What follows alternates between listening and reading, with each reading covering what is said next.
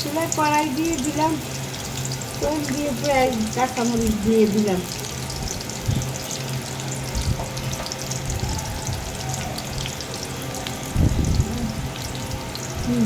বলে গরম করতে আছে, একটু ভাজি হোক। হলুদের পাখি দিয়ে দিলাম, মরিচের পাখি,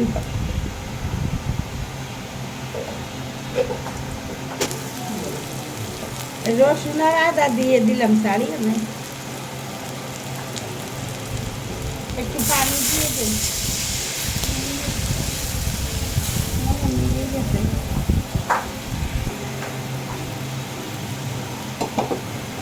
আমি কিছু চিংড়ি মাছ কুটে রাখছিলাম, ছোট ছোট চিংড়ি মাছ, চিংড়ি মাছগুলো দিয়ে দিলাম।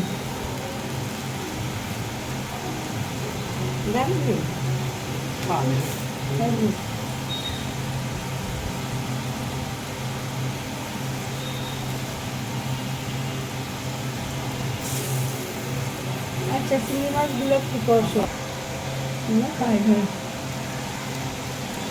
এরপর যাই আসলে তো আর একটু কষো। মিষ্টি কুমড়া দিলাম, খোসা সহ, এই যে খোসা সহ কাঁচা রাখি কষি মিষ্টি কুমড়া, তো এগুলো খোসা সহ রান্না করলে অনেক টেস্ট লাগে। সাদে আমার গাছে হয়েছে, ওইখান থেকে পাইলে আনছি ছোটো কষি কুমড়া, এই যে খোসা সহ রান্না করতেছি। এই কষি কুমড়াগুলো খোসা সহ রান্না করলে মজা লাগে। জানি না আপনারা খাইছেন কি না, কে খাইছেন বা কে না খাইছেন, এগুলা খোসা সহ অনেক মজা লাগে। তো একটু কষো। আমার কুমড়াগুলা কষানো হয়ে গেছে, তো পানি দিয়ে দেই।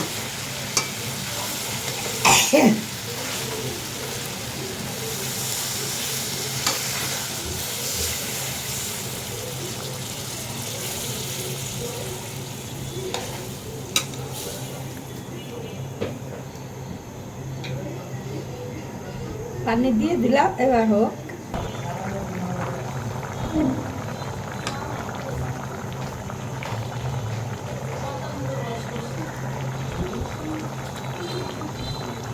এর পর্যায়ে আসছে আমার তরকারিটুক। ইয়ে করবেন বন্ধুরা, যদি ভালো লাগে তাইলে একটু লাইক শেয়ার কমেন্টস করবেন। ফেসবুকের বন্ধুরা একটু ফলো দিয়ে দিবেন, আর ইউটিউবের বন্ধুরা যারা যারা সাবস্ক্রাইব করছেন তো করছেনই, যারা না করছেন একটু সাবস্ক্রাইব করে দিবেন। আর সবাই নিজের ভিডিও তো ছাড়লে তো আপনারা আমার থেকে বেশি জানেন, যারা পুরান ইউটিউবার এরা তো বেশি জানেন আমার থেকে, যে নিজের ভিডিও নিজে বেশি দেখলে এটাতে নিজের ভিডিও রিচ কমে যায়। সবাই অন্যের ভিডিও দেখবেন, অন্যের ভিডিওতে লাইক শেয়ার কমেন্টস করবেন, তাইলে নিজের ভিডিওর রিচ বাড়ে। নিজের ভিডিওর রিচ বাড়বো যদি অন্যেরটা দেখেন। তা আমার অন্যের ভিডিও শেয়ার করবেন, অন্যের ভিডিও ইয়ে করবেন, সাবস্ক্রাইব করবেন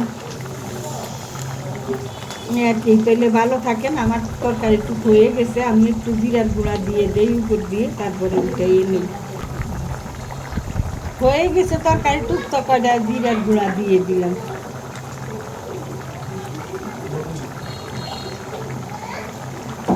তাহলে আমি এখন রাখি। সবাই ভালো থাকেন, যে যেখানে থাকেন। আসসালামু আলাইকুম।